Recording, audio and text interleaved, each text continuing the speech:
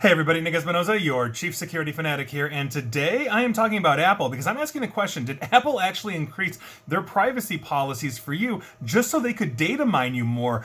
Here's what's going on, and I think there's actually a really good case to be made here. This is coming from CNBC, because according to a study that was published today by AppSumer, Apple is gaining momentum in the digital ad space while Google and Facebook appear to be losing steam, at least on the iPhone market. Now, the research was based on analysis of the online ad budgets for over 100 different consumer app companies, and they found that Apple's ad business has benefited from the company's major iOS, that's the operating system that runs the iPhone, the major iOS privacy update in 2021, which made it more difficult for companies like Facebook and Google to track users across the internet. Now, Apple's search ads let people advertise on the iPhone maker's app store.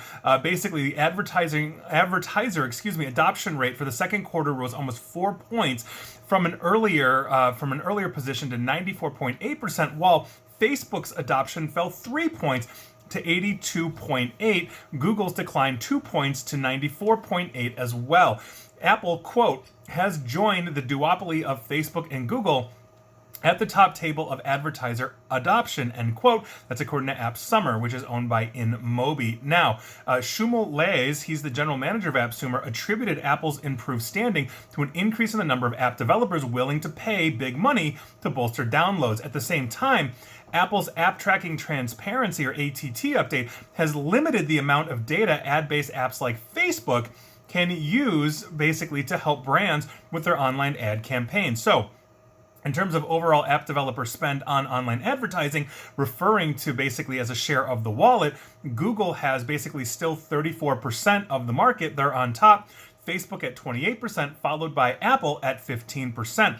That is a huge increase in what was essentially completely dominated by both Google and Facebook, and the other smaller ones like TikTok and Snap and all of that are just in single digits. So, I say that to say that I think a case could honestly be made that Apple intentionally made it harder for their competitors to advertise on their platforms, because Facebook, basically, how they make their money is gathering all of your information, data mining the bejesus out of you, and then really allowing advertisers to send targeted ads.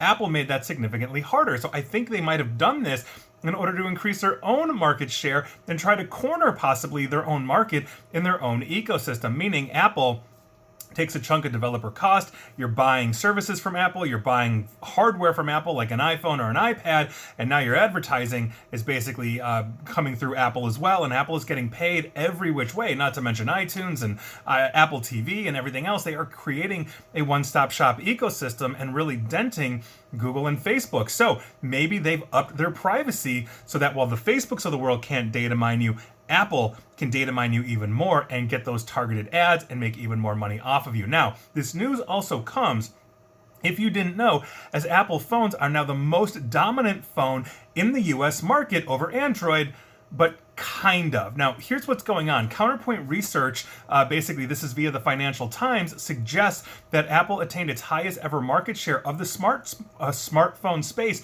in the United States as of June this year. Based on active installs, a statistic accounting of all smartphones in use today in the United States, iPhones are now 50%, one half of all the active phones in the US, while about 100 other devices make up the rest of the user base, which is pretty much all of Android. So it's not just like Apple and Samsung. Samsung has multiple other competitors on the Android side, even though Samsung is considered a flagship brand for Google's Android. And so iPhone basically now has half of the market, and obviously the other half of the market is chopped up between 150 different other devices from various makers. So no one has that position, and obviously you've got legacy iPhones out there, et cetera, et cetera, et cetera. And so obviously that is just biting on the heels, if you will, of what I'm saying in terms of this argument that Apple may be doing this because they can data mine you in a way that the others can't. They own the operating system, they own the phone. If they own the advertising, they own the app store, which is a closed ecosystem. You can't go to a third-party app store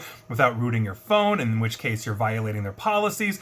All these kinds of things really show us And Apple is creating an ecosystem that will make them maximum money, but it's also probably based off of the data that they are collecting from you every which way, shape, and form. I'm not saying Android's that much better, but Apple really seems hell-bent on doing this, and they're a closed system. They've been through lawsuits over developers and profitability and all these kinds of things. So we'll see where this goes. That is very interesting news, but heads up iPhone users, you might not be seeing ads from Facebook and Google as much anymore. Apple's got you covered, and odds are Apple's got your data mined too. And please like, share, follow me here on Facebook and Twitter at NickAESP, and please feel free to subscribe to me at YouTube as well. And as always, stay safe, stay online, and please attempt to stay private.